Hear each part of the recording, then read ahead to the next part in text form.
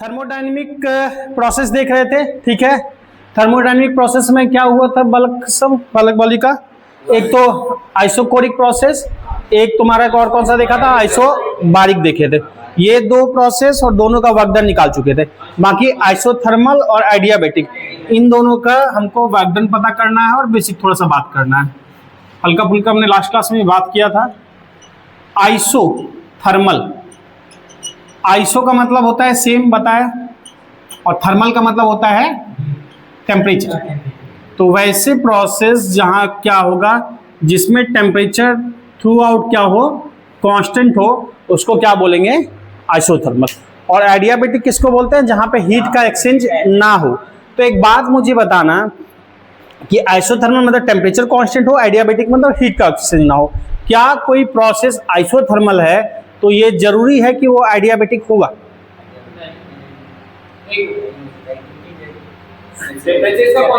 नहीं हो सकता वाला बात बोल रहे हो, मैं जो पूछ रहा हूं उस एंगल से सोचो।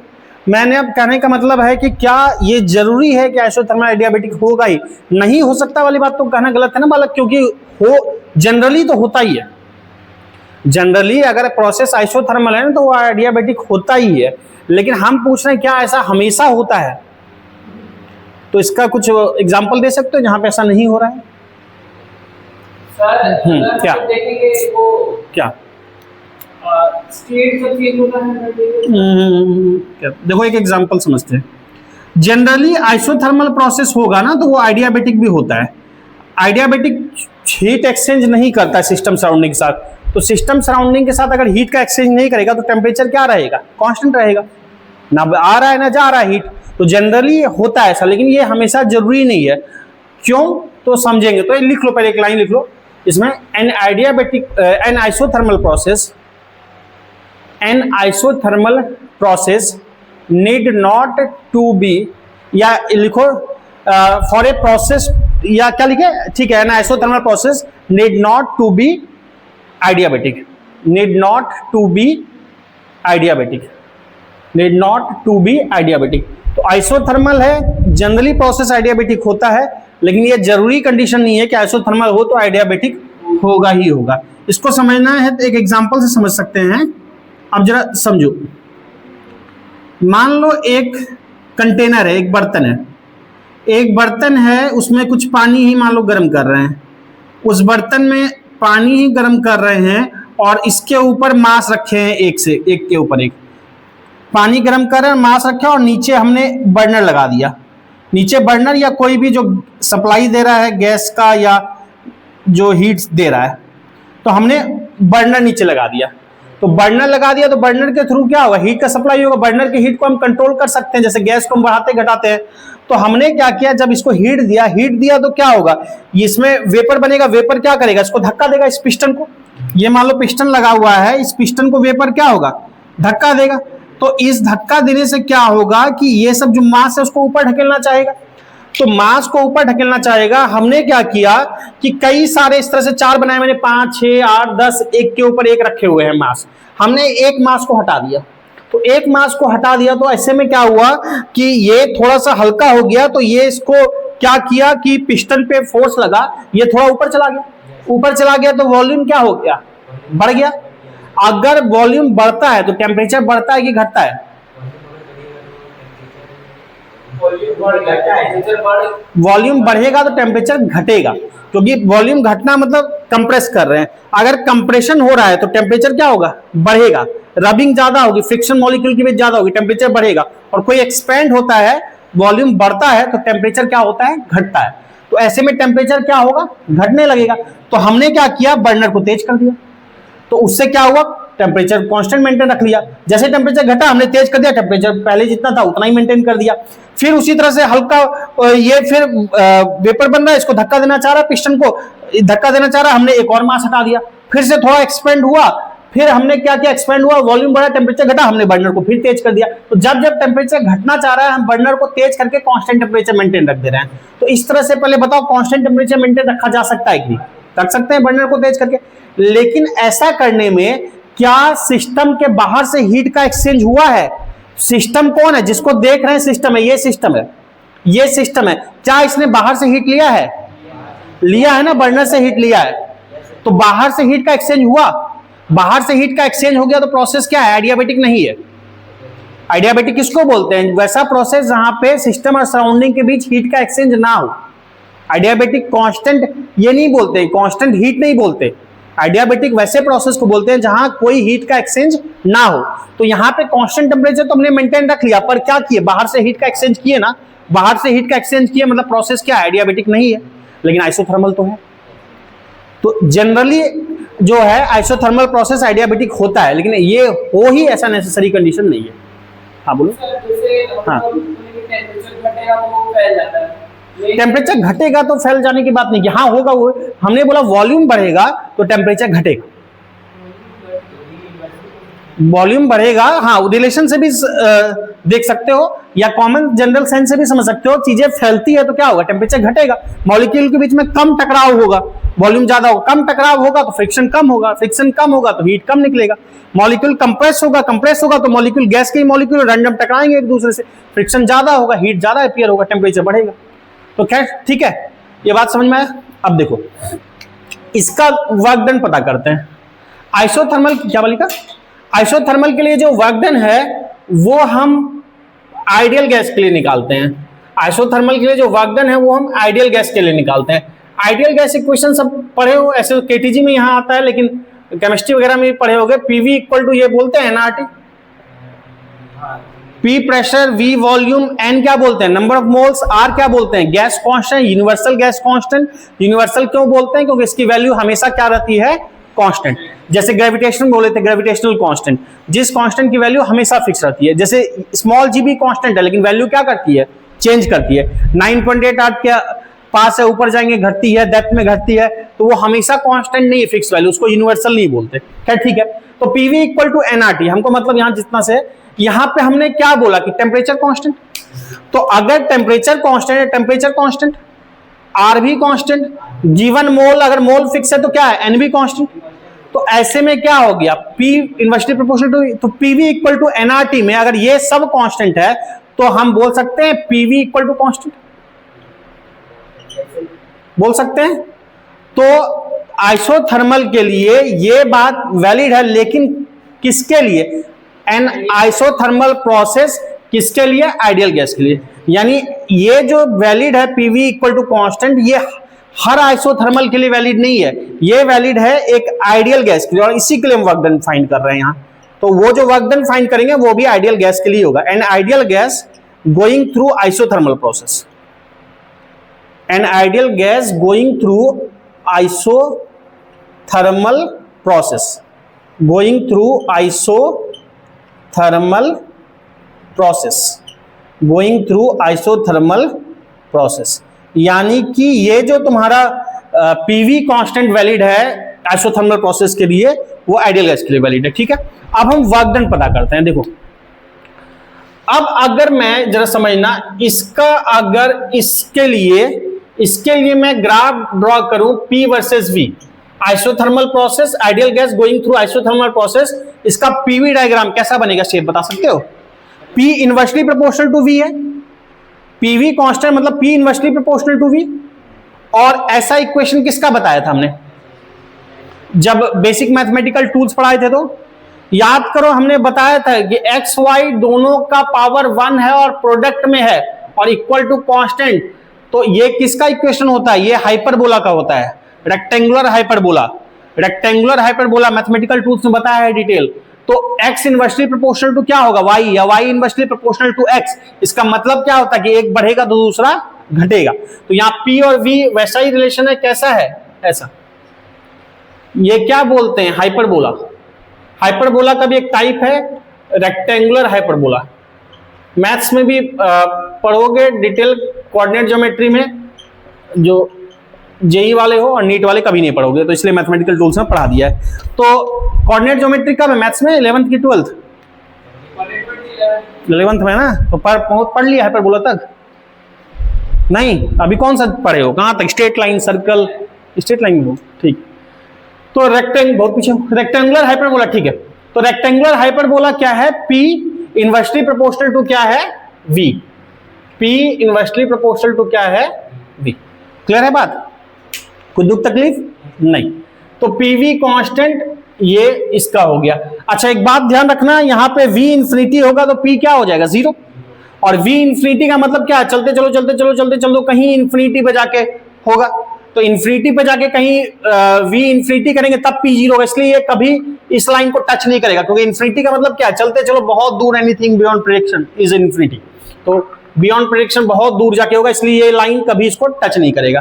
प्लस इनवर्सली प्रोपोर्शनल है तो एक बढ़ेगा दूसरा घटेगा, P देखो ज्यादा है तो V कम है, इधर आओगे इधर V क्या हो गया, बढ़ गया तो P घट गया। तो ये सब हाइपरबोला की प्रॉपर्टी है, बेसिक हम बात कर चुके हैं पहले। तो ये ठीक है, हमको पता करना है यहाँ इस प्रोसेस के लिए क्या, वर्क डन, हम पता कर रहे हैं वर्क डन, जैसे उधर पता किया था। तो वर्क डन आप देखो, ये रेगुलर शेप तो है नहीं, रेगुलर शेप रहता है तो वॉल्यूम एक्सिस पे प्रोजेक्ट करके हम एरिया पता कर लेते हैं ना, तो ये तो रेगुलर शेप नहीं है, इसका कोई एरिया तो नहीं बता पाओगे ऐसे। तो फिर तरीका क्या था, वर्क डन बताया था PdV, एक छोटा सा वॉल्यूम लो फिर इंटीग्रेट करो, फिर पूरे के लिए बात हो जाएगी, डिटेल हम बता चुके हैं वर्क डन में। एक छोटा सा ये लेते हैं, दिखाने के लिए इतना चौड़ा लिया, इससे भी कम चौड़ा है, बहुत नेग्लिजिबल चौड़ाई का है DV, इस पे जो वैल्यू होता था कुछ मान लिया, इस पे मान लो यहाँ पे P वैल्यू है, तो क्या कर देते PdV, इस छोटे से का इस तरह से ये रखते चलते थे, यहां से यहाँ इंटीग्रेट कर देते थे। मान लो ये वॉल्यूम जो शुरुआती वॉल्यूम है वो V1 है, और इस जगह पे जो वॉल्यूम है वो क्या है, V2 है, तो V1 V2, तो PdV में वेरिएबल क्या है, V, तो इंटीग्रेशन की लिमिट क्या रखेंगे, V1 टू V2, तो टोटल वर्क डन बता चुका हूं पहले, क्या लिखेंगे PdV, कहां से कहां तक, जहां से जहां तक, मान लो V1 से V2 तक।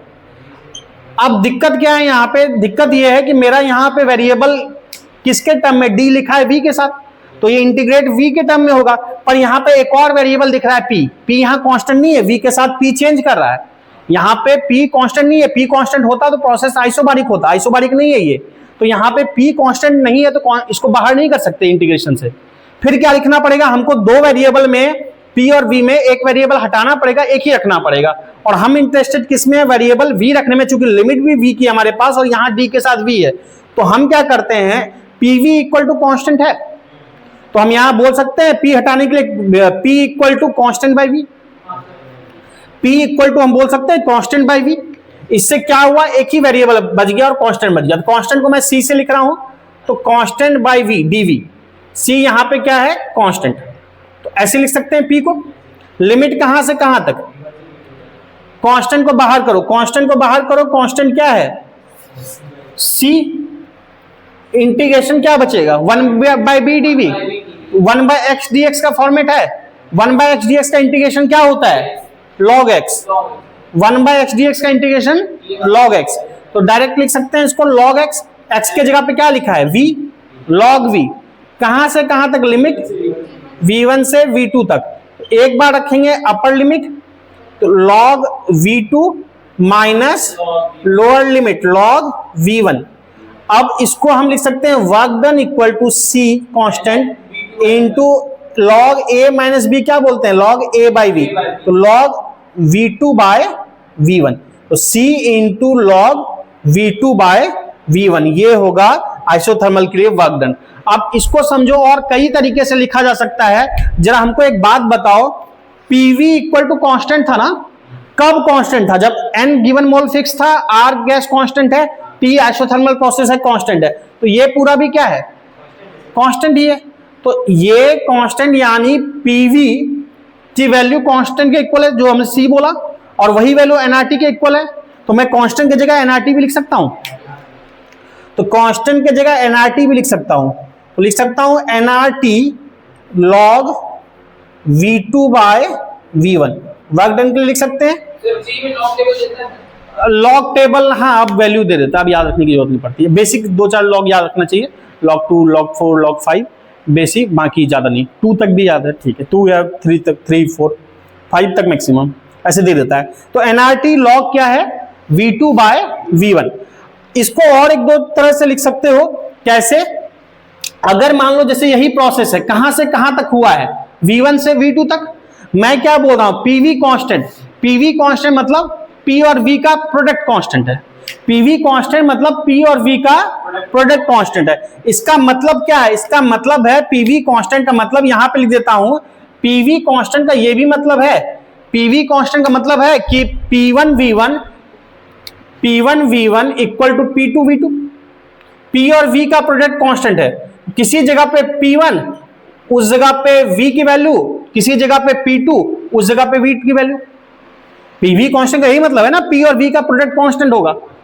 P को कुछ रखोगे, V को कुछ रखोगे, उस जगह पे P उस जगह पे V, दोनों का जो मल्टीप्लीकेशन करोगे वो कांस्टेंट होगा।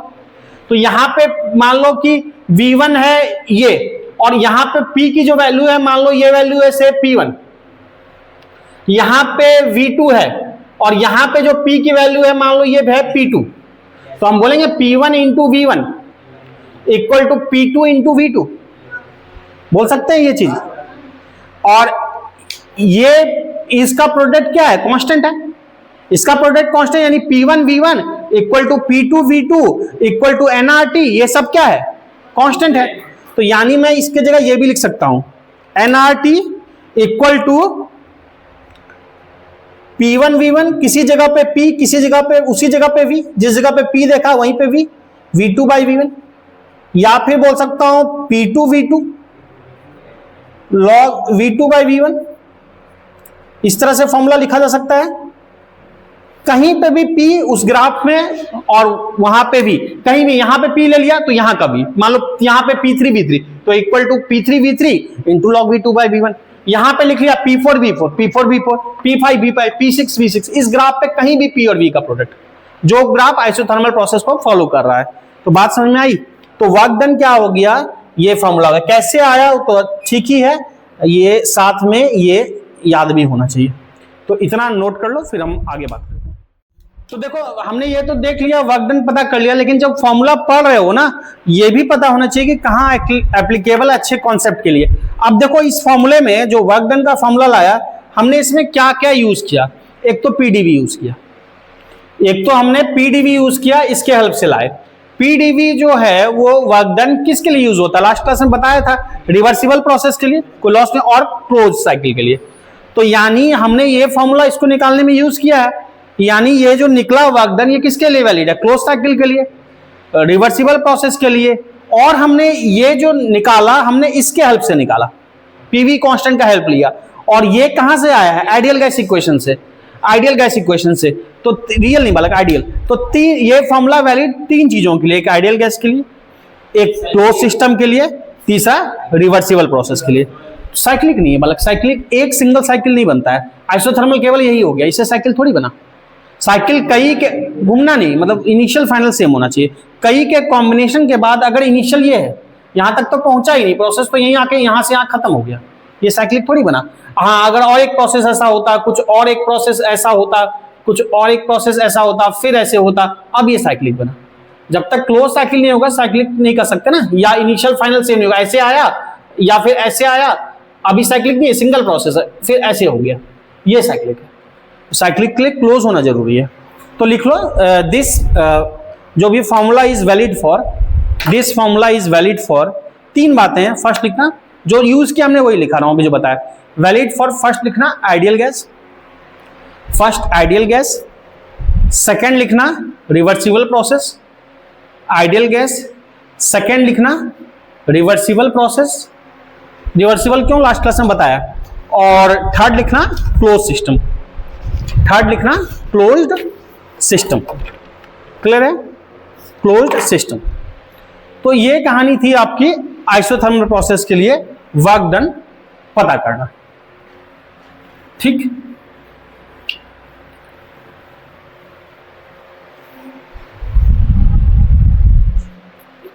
कोई दुख तकलीफ नहीं। अब देखो आते हैं अगला प्रोसेस, दैट इज आइडियाबैटिक। चार प्रोसेस बोला था, चौथा आइडियाबैटिक।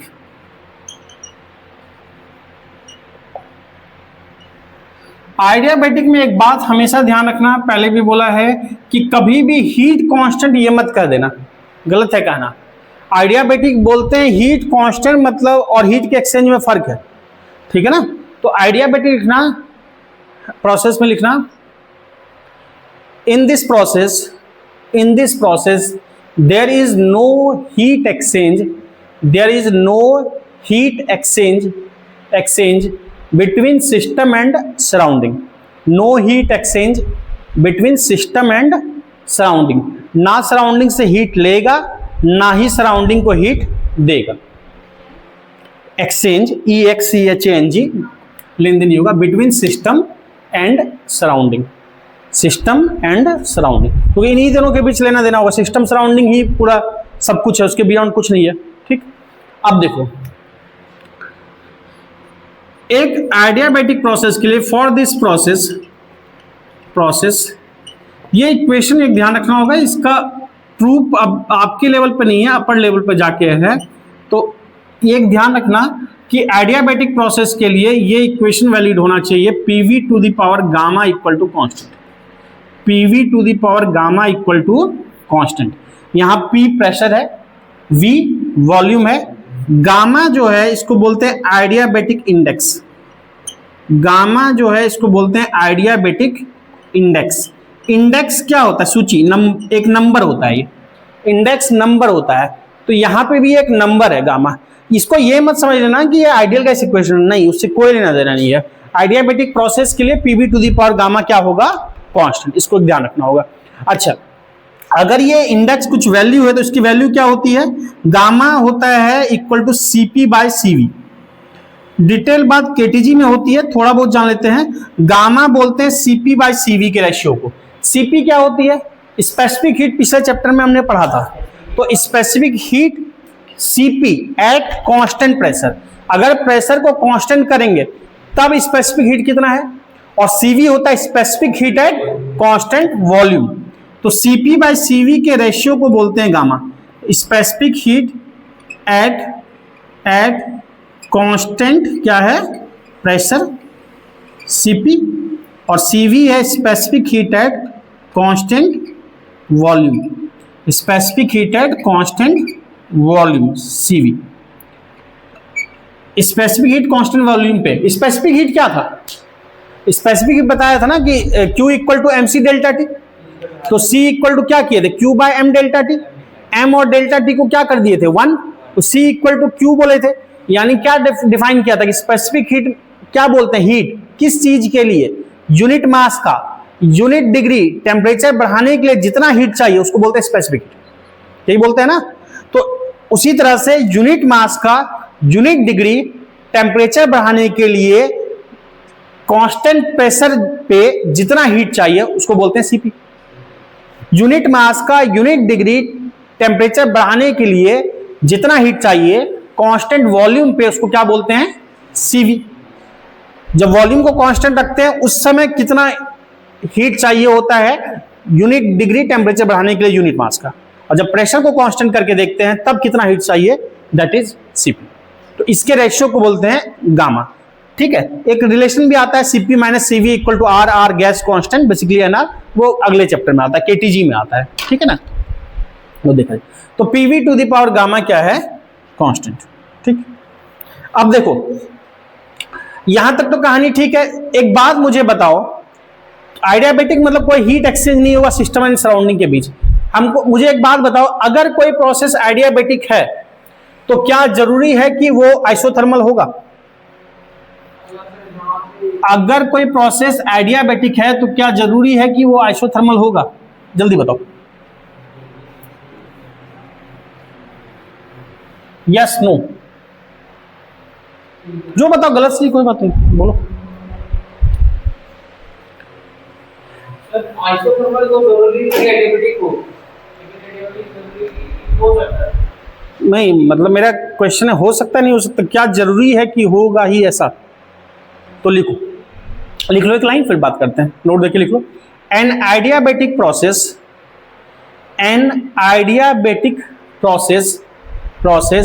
Need not to be isothermal.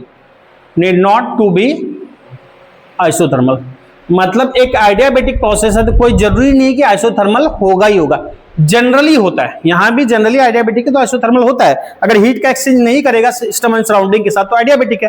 तो सिस्टम सराउंडिंग के साथ हीट का एक्सचेंज नहीं करेगा तो टेम्परेचर जनरली कांस्टेंट आता है।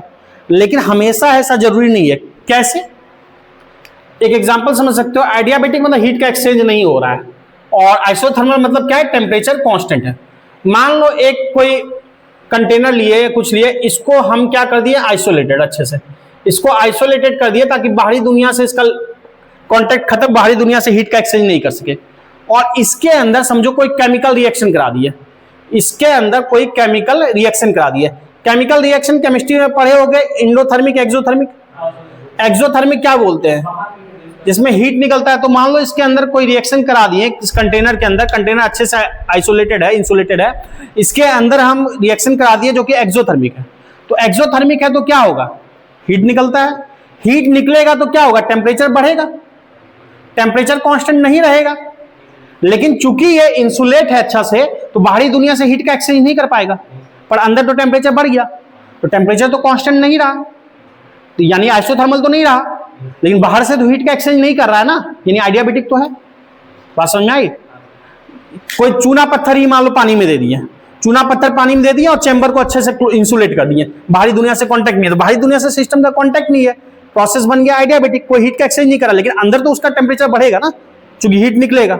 बात समझ में आ रही है क्या? हाँ, थर्मस फ्लास्क में, किसी भी थर्मस फ्लास्क में ही डाल दिया, थर्मस फ्लास्क में पानी डाल के थोड़ा सा चूना डाल दिया, चूना पत्थर हल्का, तो क्या होगा कि वो तो अच्छे मतलब बाहर हीट का एक्सचेंज नहीं कर पाएगा, लेकिन अंदर तो टेम्परेचर बढ़ जाएगा ना। वो किस क्या है, आइसोथर्मल नहीं है लेकिन आइडियाबैटिक है। हानिकारक, तो इसलिए सोडियम बहुत रिएक्टिव है ना, इसलिए केरोसिन में रखते हैं, सुना होगा, पढ़ा होगा। तो बात समझे, तो ऐसे समझ सकते हो, ठीक है ना। ये सब जो चीजें जनरल कॉन्सेप्ट है, और आपको जैसे अच्छा वाइवा वगैरह होता है ना, तो उसमें भी पूछ लेते हैं या पूछते हैं कि बताओ, इवन यहाँ के वाइवा से लेकर बेसिक से लेकर इंजीनियरिंग के वाइवा तक में पूछ देता है कि बताओ आइसोथर्मल प्रोसेस आइडियाबैटिक होगा। अब बोलेगा कि नहीं, कोई जरूरी नहीं है। क्यों, एक आध एग्जांपल कुछ बता सकते हो कैसे नहीं होगा, तो वहां भी काम देता है। बेसिक कॉन्सेप्ट है जो आपको हमेशा काम देता है। तो क्लियर है ये, ठीक। अब यहां भी वर्क डन निकालते हैं, तरीका वही होगा जो वहां का तरीका था, जिस तरह से वहां प्रोसेस फॉलो किए थे, बस उसी तरीके का प्रोसेस फॉलो करेंगे। वर्क डन तरीका वही है, बस यहां थोड़ा सा एडजस्टमेंट करेंगे एक आध जगह, उसको ध्यान रखेंगे, बाकी कुछ अलग नहीं है, खास नहीं है। अब देखो वर्क डन निकालेंगे, तो वर्क डन क्या होता है, पीडीवी, जैसे वहां किया था सिंपली, ठीक। वॉल्यूम कुछ चेंज हो रहा है, मान लो V1 से क्या हो रहा है V2 तक, तो V1 से क्या हो रहा है V2 तक। अब जरा बात को समझना, यहां वही कष्ट है कि, हाँ बोलो, वॉल्यूम किसका चेंज होना, हाँ, तो वॉल्यूम कंटेनर का कब से वॉल्यूम चेंज होने लगा, आइसोथर्मल प्रोसेस ही था। मान लो आइसोथर्मल प्रोसेस से पहले देखे वहां क्या था, टेम्परेचर कांस्टेंट था, हमने बर्नर वाला भी एग्जांपल लिया। तो वॉल्यूम हमने अगर बार बार मतलब मास को हम क्या कर रहे हैं, हटाते जा रहे हैं, फैलने से पहले ही बार बार मास को, पिस्टन जो पहले एग्जाम, पिस्टन के ऊपर जाने से पहले ही मास को हम हटा दे रहे हैं, ताकि जहां टेम्परेचर कम होना चाहिए फिर से बर्नर तेज कर दिए, तो एक्सपेंड हुआ। कैसे एक्सपेंड हुआ बालक, फैला नहीं ना, तो वही तो एक्सपेंड होता है, तो फैला नहीं हुआ ना। वॉल्यूम कांस्टेंट की बात ही कहां की, वॉल्यूम कहां पे, वॉल्यूम किसका कांस्टेंट, में बर्तन का वॉल्यूम थोड़ी चेंज कर जाएगा किसी प्रोसेस की वजह से। यहां जो इसके अंदर मटेरियल है, गैस है, कुछ है, उसका वॉल्यूम चेंज होगा ना। जो बर्तन तो सिस्टम है, उसका वॉल्यूम कैसे चेंज कर दोगे। किसी प्रोसेस में तुम ट्यूब में एक्सपेरिमेंट कर रहे हो लैब में, ट्यूब का वॉल्यूम थोड़ी चेंज हो जाता है, ट्यूब छोटा हो गया तुम्हारे एक्सपेरिमेंट के, एक और ट्यूब बड़ा हो गया, वो तो वही रहेगा ना, जो उसके अंदर लिक्विड है या फ्लूइड है, हम उसकी बात कर रहे हैं ना, उस पर हम एक्सपेरिमेंट कर रहे हैं ना, हम उसको देख रहे हैं। तो वॉल्यूम यहाँ जो मैं बात कर रहा हूँ, गैस की वॉल्यूम की बात कर रहा हूँ, उन सबकी, फ्लूइड की, ठीक है। तो क्या है पीडीवी, तो V1 से क्या है V2 तक मान लो चेंज हो रहा है। अब यहां भी कष्ट ये है कि वेरिएबल दो है, प्रेशर वॉल्यूम दोनों, एक वेरिएबल को हटाना पड़ेगा, और मेरा इंटरेस्ट है P को हटाने में, क्योंकि D के टर्म में V है, इंटीग्रेट करने में सुविधा होगी, तो वही काम कर सकते हैं। उसी तरह से यहां वहां क्या किया था, P को रिप्लेस किया था किससे, C बाय इससे, तो यहां भी क्या करेंगे, P की जगह लिख सकते हैं C by V to the power gamma, तो लिख सकते हैं P की जगह पे C by V to the power gamma into dV। V1 से V2 पहले बताओ, ठीक है। अब यहां कांस्टेंट को बाहर कर दें, C, V to the power gamma को ऊपर ले जाएंगे, क्या लिख सकते हैं, V to the power minus gamma लिख सकते हैं। इंटीग्रेशन x की पावर n का क्या होता है, n+1 bye n+1, n plus 1/, यहां गामा 1 नहीं है जो 1/v लॉग कर दोगे, गामा पावर 1 से वैसे भी ज्यादा है गामा की वैल्यू होती है, क्योंकि सीपी जब देखोगे वहां पढ़ते हो या अगला केटीजी में केमिस्ट्री में पढ़े होगे, सीपी ग्रेटर देन सीवी होता है। और क्यों? क्योंकि एक फॉर्मूला पढ़ोगे अगले चैप्टर में, Mayer's formula CP minus CV equal to basically NR होता है, रफली हम आर बोल रहे हैं। तो यहाँ पे गैस कांस्टेंट की वैल्यू क्या होती है, वो वैल्यू क्या होती है 1.6। तो इसकी वैल्यू होती है 1 से बड़ी, तो सीपी क्या होता है सीवी से बड़ा होता है। एक तो मोल में होती है और एक इसमें होती है, ठीक है ना। तो खैर जो भी है, तो कहने का मतलब क्या है, ये v की पावर माइनस गामा क्या लिखेंगे n plus 1 by n plus 1, तो minus gamma plus 1 by minus gamma plus 1, ये लिखेंगे n plus 1 by n plus 1। Limit कहां से कहां तक, वही काम कर रहे हैं पिछले वाला ही, यहां तक नॉर्मली चल रहा है, एक जगह केवल एडजस्टमेंट थोड़ा करना होगा। एक काम करते हैं, गामा तो एडियाबेटिक इंडेक्स होता है, वैल्यू कांस्टेंट होती है, इसको बाहर कर दिया gamma plus 1, minus gamma plus 1 बाहर कर दिया। लिमिट किसके जगह पे रखेंगे, v ही वेरिएबल था, तो एक बार v के जगह पे अपर लिमिट क्या लिखेंगे, v2 to the power minus gamma plus 1 minus lower limit v1 to the power minus gamma plus 1। कोई दिक्कत?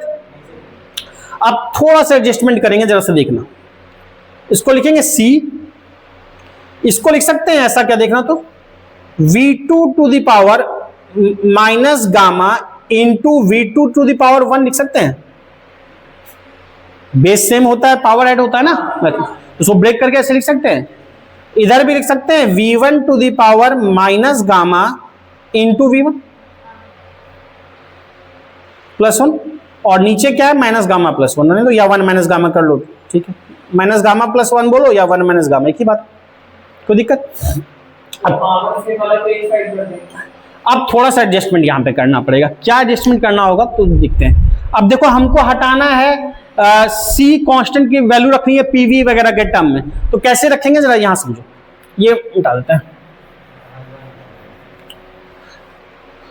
देखो यहां पे ये PV to the power gamma constant किया है, यानी पी और उस जगह पे जो वी होगा उस पे पावर गामा की वैल्यू क्या होगी कांस्टेंट, उसके प्रोडक्ट की।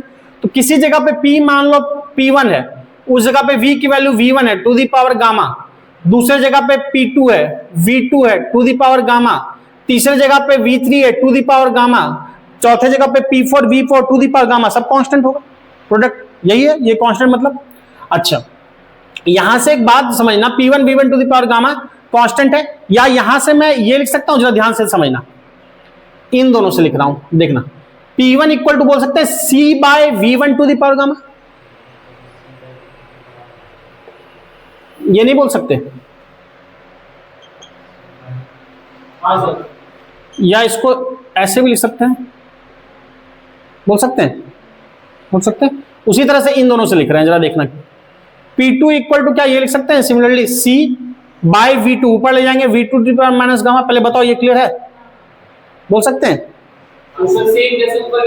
हाँ ये इसको 1 लिख दिया, इसको 2 लिख दिया, हाँ बिल्कुल, तो ये समझ में आया। अब देखो यहाँ थोड़ा सा एडजस्टमेंट है, यहाँ पे बस ये ध्यान रखने का है, प्रूफ में एडजस्टमेंट, C को मल्टीप्लाई कर दिया अंदर, ये हो जाएगा C V2 to the power minus gamma constant, और इनटू क्या है V2, और ये इससे मल्टीप्लाई भी होगा C into V1 into V1 by 1 minus gamma, क्या है ऐसा? अब देखो इन दोनों इक्वेशन से 1 और 2 से C V1 to the power minus gamma के जगह पे P1 लिखा जा सकता है, और इसके जगह पे P2 लिख सकते हैं, तो C V2 the power gamma की जगह क्या लिख लें P2 हाँ, तो ये आ गया P2 V2 minus P1 V1 by 1 minus gamma, या इसको थोड़ा सा ऐसा फॉर्म में लिख लें जो ऐसे याद तो ये भी रह जाएगा, कोई दिक्कत नहीं है, जो याद रखने में थोड़ा सा और आसानी हो। एक काम करते हैं माइनस को कॉमन ले लेते हैं, तो ऊपर से कॉमन लोगे तो क्या आएगा P1 V1 minus P2 V2, और नीचे क्या आ जाएगा क्या ये होगा? तो फॉर्मूला ये वर्क डन का याद रहेगा। आइडियाबैटिक प्रोसेस के लिए दिख रहा है, आइडियाबैटिक प्रोसेस के लिए वर्क डन क्या होता है? तो वर्क डन होगा P1V1 minus P2V2 by gamma minus 1। पहले बोलो इतनी बातें क्लियर है? यहां CV2 ये इक्वेशन एक से लिख लिया और ये दूसरे इक्वेशन से, इसके जगह पे क्या लिखा? P2 और इसके जगह पे P1। एक यही स्टेप ध्यान रखना वाला है, बाकी तो प्रूफ कोई नहीं है। ठीक है, तो ये फॉर्मूला ये नोट कर लो। इसके बाद इस फॉर्मूले को एक दो तरीके से और लिख सकते हैं, वो हम लिखाएंगे, और कुछ और फॉर्मूले जो क्वेश्चन करने में काम आते हैं उसको देखेंगे। तो चलो नोट करो। देखो, तो वर्क डन हमने निकाल लिया क्या? P1V1 याद भी रखना है फॉर्मूला बहुत इंपॉर्टेंट है, P1V1 minus P2V2 by gamma minus 1।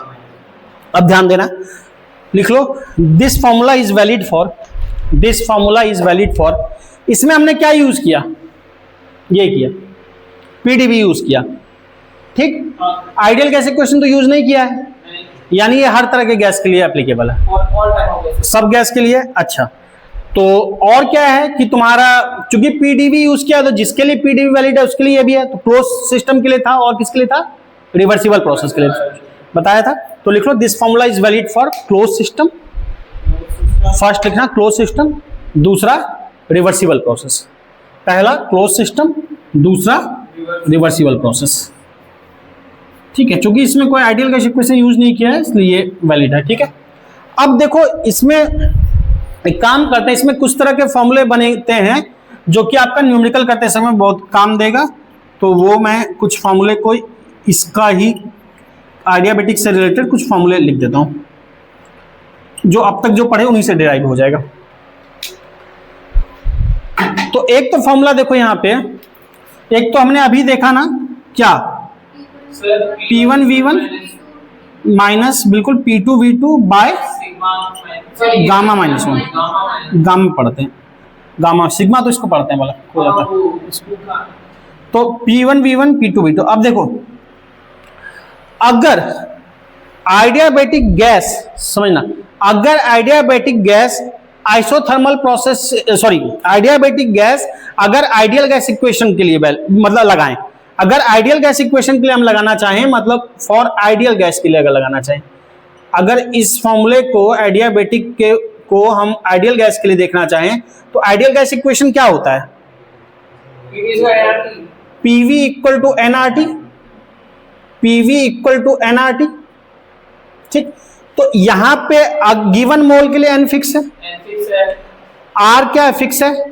ये आइसोथर्मल नहीं, आइडियाबैटिक है, तो टेम्परेचर कांस्टेंट नहीं होगा, टेम्परेचर वेरिएबल होगा, प्रेशर भी वेरिएबल होगा, वॉल्यूम भी वेरिएबल होगा। यानी ये तीन चीज, प्रेशर, वॉल्यूम और टेम्परेचर क्या है?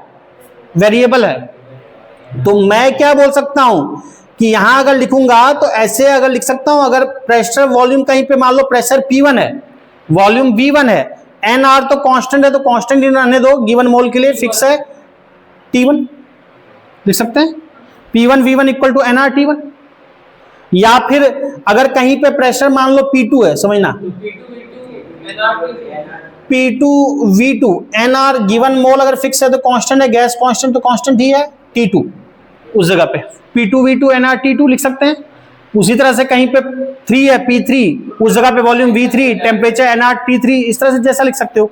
तो इसलिए ये बताया लिखा कि P1V1 की जगह हम क्या लिख सकते हैं? NR T1। P2V2 की जगह क्या लिख सकते हैं? T2 by gamma minus 1। तो एक ये भी फॉर्मूला बन जाएगा, और इच्छा है इसमें ज्यादा है तो इसको कॉमन ले लो NR को, T1 minus T2 by gamma minus 1। लेकिन ध्यान रखना, जब मैं ये फॉर्मूला यूज कर रहा हूं P1V1 माइनस P2V2 की जगह पे NR T1 माइनस T2, तो ये किसके लिए है? ये आइडियल गैस के लिए। ये किसके लिए है? आइडियल गैस के लिए। क्यों? क्योंकि आइडियल गैस इक्वेशन हमने यूज किया है। ये वाला जो फॉर्मूला हम यूज कर रहे हैं दिस ये किसके लिए वैलिड है? ये आइडियल गैस के लिए, और ये किसी भी गैस के लिए। बात समझ में आ रही है? तो एक तो ये फॉर्मूला हुआ। देखो और कितने तरह से, एक फॉर्मूला चूंकि लिख ही चुके हो पहले, लेकिन अलग से लिख लेना, इसको 2 कर लेना, अलग से लिख लेना, अलग से फिर से, जैसे फॉर्मूला 1 फॉर्मूला 2, इसका चूंकि इन पे क्वेश्चन रहता है। P1V1 to the power gamma क्या है? Equal to P2 V2 the power gamma constant. या फिर इसको मैं एक दो तरीके से और लिखूंगा इसी फॉर्मूले को। सिंपल न्यूमेरिकल में कुछ नहीं है, देखे कोई एक अननोन रख देगा सबको, या ऐसे लिख सकते हैं, देखो इसको P1 बाई P2, इसको इधर लाते हैं, equal to V2 by V1 to the power gamma, बोल सकते हैं P1 by P2 V2 by V1 पूरे पावर गामा। अब इसमें से हम क्या करें कि किसी को अननोन रख दें, मतलब P1 दे दे, P2 दे दे, V1 दे दे, V2 पूछ दे, V2 V1 दे दे, गामा की वैल्यू बता देंगे, V2 V1 दे दे, P2 दे दे, P1 पूछ दे। सिंपल है, पर ये पता होना चाहिए, ठीक। सेकंड, थर्ड, अब देखो PV टू द पावर तुम्हारा PV इक्वल टू NRT, ठीक। अब अगर मैं यहां पे जरा समझना, एक और फॉर्मूला निकल सकता है इससे। एक हम जान रहे हैं PV to the power gamma constant, क्या मैं P के जगह पे NRT बाई V लिख सकता हूं? पीछे यूज भी किया था फॉर्मूला प्रूव करते समय, ये लिख सकते हैं क्या? P की जगह पे लिख सकते हैं NRT बाई V। कैसे? PV equal to NRT, PV equal to NRT से हम ये लिख सकते हैं P की जगह पे NRT बाई V। इधर से क्या किए कि P NRT, V को इधर ले गए, तो P की जगह लिख सकते हैं NRT बाई V। इससे जो फॉर्मूला आएगा वो काम का है, उसके क्वेश्चन रहते हैं, सिंपल सिंपल क्वेश्चन ही बनते हैं, बस पता होना चाहिए इस तरह से लिखना। वो हम आगे भी देखेंगे, यूज करेंगे, जब हम आगे कार्नोट साइकिल वगैरह भी पढ़ेंगे तो वहां भी देखेंगे, यूज होगा। अब देखो एक काम करते हैं, इसमें समझना जो यूज का है वो देखते हैं। N गिवन मोल अगर फिक्स है तो N फिक्स हो गया, R गैस कांस्टेंट, C तो ऑलरेडी कांस्टेंट है, तो यहां क्या बचा? T और V बचा है। क्या ये देखो जरा सा लिखना, T into V to the power क्या है? गामा, और नीचे क्या है? V टू दी पावर 1, ऊपर ले जाएंगे V टू दी पावर क्या हो जाएगा? -1 होगा, तो इसको ऐसे बोल सकते हैं gamma -1, T V to the power gamma -1। तो एक ये रिलेशन काफी काम का है, T V to the power gamma -1 काफी काम का है, कांस्टेंट, ठीक। या फिर इसको भी जैसे लिखना है लिख सकते हो, T1 V1 किसी जगह पे, दूसरे जगह पे कहीं T2 V2 गामा -1, या और लिखेंगे तो T3 V3 T4 V4 gamma -1 constant. या इसको ऐसे भी बोला सकता है T1 by T2 equal to V2 by V1 पे पावर गामा -1 बोल सकते हैं। तो इस तरह से एडजस्ट किया जा सकता है। मेन तो ये आ रहा है तो एडजस्ट कर लोगे। पहले बोलो इतना कोई दुख तकलीफ? तो ये कुछ फॉर्मूले हैं जिन पे क्वेश्चन बनता है, आगे भी यूज करेंगे, नोट कर लो उसको। अब देखो ये क्लियर है, T V to the power gamma minus constant, यानी ये जितने फॉर्मूले लिखे हैं सब किसके लिए वैलिड है? आइडियाबैटिक प्रोसेस के लिए। हाँ, आइडियाबैटिक में कुछ कुछ है, ये किसी भी गैस के लिए वैलिड है। ये किसके लिए? आइडियल गैस के लिए, आइडियाबैटिक प्रोसेस और plus ideal gas going through adiabatic process. ये वाला ये किसी भी गैस के लिए कोई आइडियल गैस इक्वेशन यूज नहीं किया है, यानी आइडियाबैटिक प्रोसेस और किसी भी गैस के लिए। ये वाला क्या है? आइडियाबैटिक प्रोसेस बट किसके लिए? केवल आइडियल गैस के लिए। क्यों? रियल गैस के लिए वैलिड नहीं। क्यों? क्योंकि यहाँ पे ये यूज किया है आइडियल गैस इक्वेशन। इतनी बातें क्लियर है बेसिक? उसी का पढ़े ना, पीवी टू पर गाँव। हाँ कुछ में है क्या आइडियल गैस है और कुछ में है? हाँ, आइडियाबैटिक के लिए सब है, कुछ है कि जहां आइडियल गैस इक्वेशन यूज कर लिए वो आइडियल गैस के लिए वैलिड है, जहां आइडियल गैस बिल्कुल इस्तेमाल नहीं किए हैं नहीं है, सीधा सा बात है। तो क्लियर है यहां तक?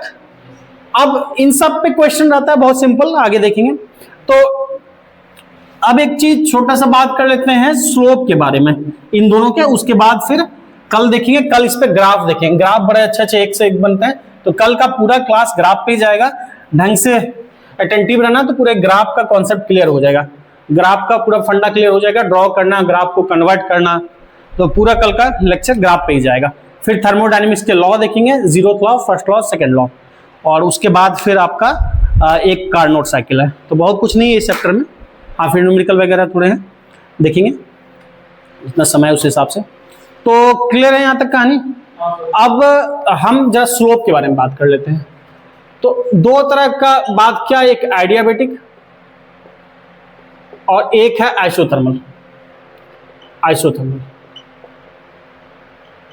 मतलब बात तो और भी किया, पर इन दोनों को कंपेयर कर रहे हैं, क्योंकि एक टेम्परेचर से एक हीट से लेना देना, दोनों के स्लोप को कंपेयर करना। इसके लिए हम बोलते हैं PV constant, obvious ideal gas के लिए बोलते हैं, सॉरी बोल रहे हैं हाँ आइडियाबेटिक। अच्छा इधर मैंने ये लिख दिया ना आइडियाबेटिक, मुझे लगा आइसोथर्मल लिखा, तो आइडियाबेटिक के लिए क्या बोलते हैं PV to the power gamma constant, और यहाँ आइसोथर्मल लिखा है। तो आइसोथर्मल में क्या है टेम्परेचर कांस्टेंट, और आइसोथर्मल में पीवी कांस्टेंट ये तब एप्लीकेबल होता है जो आइडियल गैस लगाते थे, ideal gas going through isothermal process, और ये किसी भी आइडियाबेटिक के लिए क्योंकि पीवी डायग्राम बनाएंगे, पीवी डायग्राम पे स्लोप देख रहे हैं हम, तो स्लोप दोनों का देख रहे हैं पीवी डायग्राम पे, तो हमको पीवी रिलेशन ही चाहिए, और पीवी रिलेशन इसका ऐसा आता है। तो दोनों का हम स्लोप कंपेयर कर रहे हैं, स्लोप ठीक। स्लोप वाई एक्स के बीच का ग्राफ होता है, एक्स वाई ग्राफ होता है, तो स्लोप क्या बोलते हैं, ये पीवी ग्राफ है, तो स्लोप का मतलब एक्स वाई ग्राफ में क्या होता है D Y by D X होता है, बताया स्लोप का मतलब D Y by D X. तो यहाँ पीवी डायग्राम में स्लोप का मतलब क्या होगा पीवी डायग्राम में DP by DV, D Y by D X वहां पे क्या है पी है तो डीपी बाई डीवी, तो डिफरेंशिएट करना होगा किसके टर्म में, वी के टर्म में, तो इसको डिफरेंशिएट करते हैं वी के टर्म में, P V to the power gamma, इस पूरे को विद रिस्पेक्ट टू क्या किया वी डीवी, इक्वल टू इधर क्या है constant d constant by dv. इधर भी वही काम करेंगे, चलो एक करके करते हैं। एक काम करते हैं, यहां पे ये वेरिएबल है ना, कांस्टेंट होता तो बाहर कर देते, दोनों वेरिएबल है, तो वेरिएबल है तो प्रोडक्ट रूल पढ़े और डिफरेंशिएशन में क्या करते हैं, एक बार एक को कांस्टेंट मानते हुए बाहर करते हैं, और दूसरे का डिफरेंशिएशन, डिफरेंशिएशन किसका होगा V to the power gamma by dv, sorry dv हाँ ठीक है, अगली बार प्लस, फिर किसको V to the power gamma को बाहर करेंगे, किसका इंटीग्रेशन डीपी बाई डीवी, और कांस्टेंट है, कांस्टेंट का क्या होता है जीरो, बिल्कुल मतलब, तो ये क्या होगा x to the power n, क्या होता है formula n x to the power n minus one, तो n gamma V to the power gamma minus one, n x to the power n minus one, ठीक ये हो गया, plus V to the power क्या है gamma, रहने दो gamma ही, और स्लोप चाहिए डीपी बाई डीवी को कहते हैं स्लोप, कहाँ वन हो जाएगा बालक, हाँ कहाँ वन कर रहे हो, हाँ वन कहाँ पे कर रहे हो, यहाँ यहाँ यहाँ पे, हाँ यहाँ पे ले बताओ हमको v पावर गामा, p का पावर वन, हाँ ठीक है, बोलना क्या चाह रहा है बालक, मतलब वन कहाँ पे dy by D x one, तो अच्छा dx की पावर n बोल रहे हो वन, बालक यहाँ पे क्या x का टर्म है, मतलब यहाँ v है तो यहाँ v है, यहाँ पे x है, यहाँ dx होता तो यहाँ भी dx होना चाहिए था, यहाँ वेरिएबल v है यहाँ पे p है, कैसे डिफरेंशिएट कर दोगे, समझ रहे बात को, तो नहीं कर सकते ना डिफरेंस, इसको ऐसे ही छोड़ देते हैं, dp बाई dv स्लोप होता है, ये निकालना है हमको। तो यहां से समझो v to the power gamma into dp by dv, एक काम करते हैं इसको इधर भेज देते हैं, तो क्या हो जाएगा माइनस, तो क्या लिखेंगे minus p into gamma into V to the power gamma minus one, ठीक। एक बात हमको बताओ कि v टू द पावर क्या है गामा माइनस वन, और v to the power gamma, ये गामा है और ये गामा से एक कम है, डिवाइड करेंगे कितना बचेगा,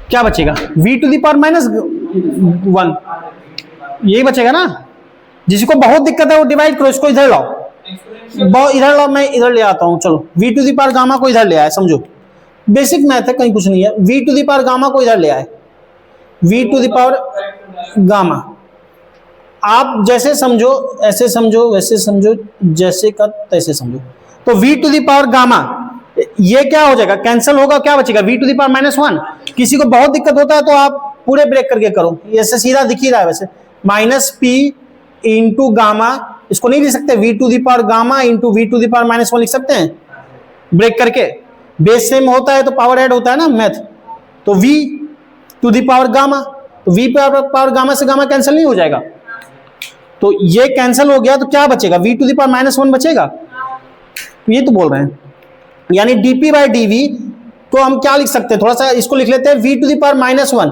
तो नीचे आ जाएगा यानी लिख सकते हैं minus gamma into P by V, ये बोलेंगे minus gamma P by V या गामा पी बाई वी। तो आइडियाबैटिक का जो स्लोप होता है ना वो ये होता है minus gamma P by V. पहले बताओ क्लियर है, slope minus gamma P by V, ठीक। सीधा यह दिख ही रहा था, या फिर ऐसे भी सीधा समझो ना, वी का गामा और गामा से एक कम, तो गामा गामा से कम, तो इसके पास बच जाएगा क्या, एक सिंगल बच जाएगा वी, ठीक। अब देखो इसी तरह से सेम प्रोसेस यहां कर रहे हैं, जरा देखना, यहां भी रिस्पेक्ट में डिफरेंशिएशन किसके कर रहे हैं, चूंकि डीपी बाई डीवी चाहिए तो वी के रिस्पेक्ट में डीवी, इधर क्या है कांस्टेंट बाय डीवी, दोनों तरफ सेम काम करेंगे। एक बार पी को बाहर क्या बचेगा, डीवी बाई डीवी, और एक बार वी को बाहर क्या बचेगा, डीपी बाई डीवी, और कांस्टेंट का क्या हो जाएगा जीरो।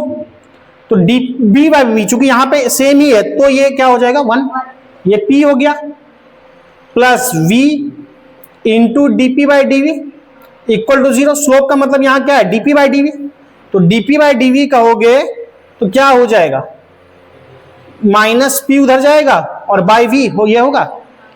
तो इसका स्लोप क्या आया आइसोथर्मल का, माइनस पी बाई वी आया। तो आइसोथर्मल का स्लोप वो है माइनस पी बाई वी, और आइडियाबैटिक का स्लोप क्या है minus P gamma by V. बात समझ में आया। अब दोनों में से ज्यादा स्लोप क्या है, तो एक काम करते हैं दोनों को डिवाइड कर दो, दोनों को डिवाइड कर दो, adiabatic slope divide by isothermal slope, जरा करो तो, adiabatic slope divide by isothermal slope. समझ में आया ये बात। एक तो डायरेक्ट स्लोप भी ध्यान रखना है दोनों का क्या है, ठीक, और देखते हैं ज्यादा कम क्या है।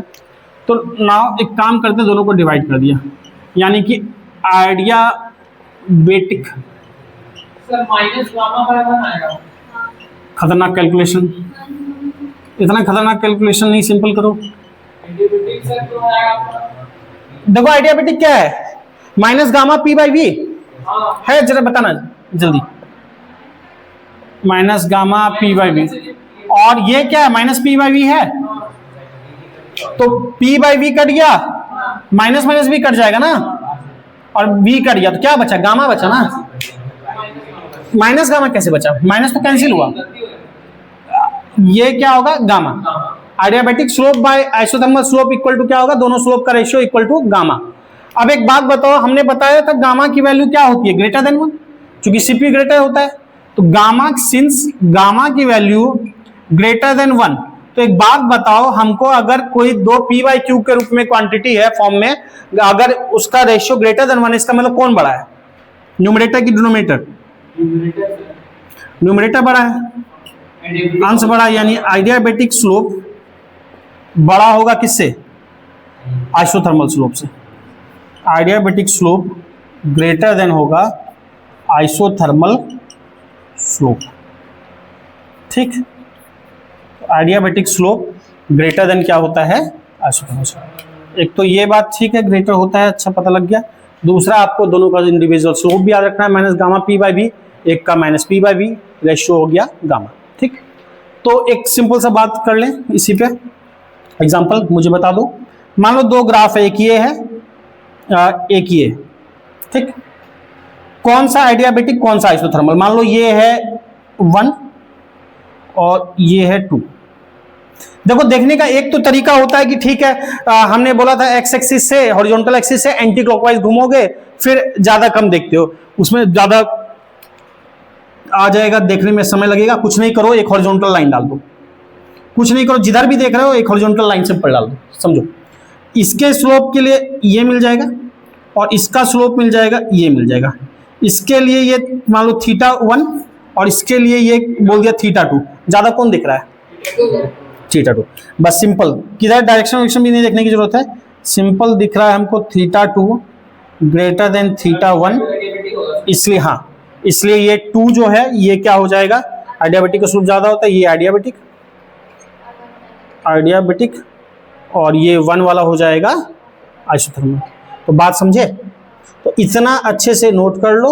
और आज के लिए फिर इतना ही रहेगा, कल हम ग्राफ देखेंगे, ग्राफ पे ही पूरा मास्टरी करेंगे। ग्राफ में कई टाइप के देखेंगे, एक ग्राफ को दूसरे ग्राफ में कन्वर्जन, और एक ही प्लेटफॉर्म पे तीनों ग्राफ आइसोथर्मल, तुम्हारा आइसोकोरिक, आइडियाबैटिक और तुम्हारा ये वाला, और एक टाइप का ग्राफ पॉलीट्रॉपिक, किसी तरह का ग्राफ कैसे बनता है, ठीक, तो इतना नोट करो, ठीक।